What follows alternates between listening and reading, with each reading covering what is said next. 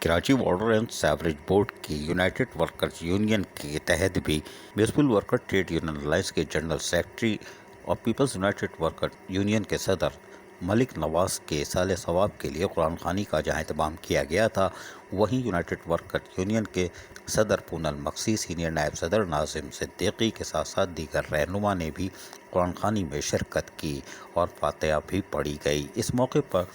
صدر یونین کے صدر سید ذوالفقار شاہ، میر عبدالعزیز بلوچ، عباس احمد، اشرف ایوان اور دیگر بلدیاتی یونینز کے رہنما بھی موجود تھے۔ اس موقع پر پونل مکسی نے ملک نواز کی خدمات کو زبردست خراج عقیدت پیش کیا اور کہا کہ ملک نواز نے ہمیشہ محنت کشوں کے حقوق اور ان کے جائز مراد کے لیے آواز بلند کی اور Sindh solid waste management board کے ساتھ وہ روزانہ کی بنیاد میں رابطے میں تھے تاکہ محنت کشوں کے جائز حقوق اور ان کی مراد کے لیے کوششیں جاری رکھی جائے، اور ان کی کوششیں باور ثابت ہوتی تھیں، اور یہی وجہ ہے کہ وہ Sindh solid waste management board سے محنت کشوں کو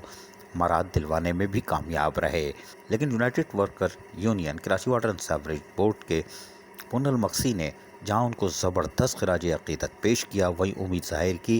کہ ہم بھی انہی کے لائے عمل پر چلتے ہوئے یقینی طور پر Karachi water and sewerage board کے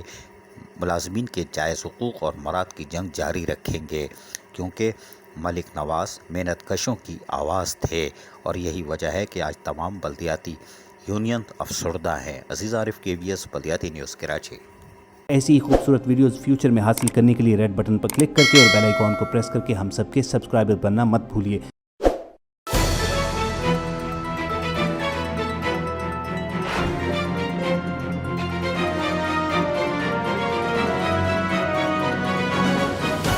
KBS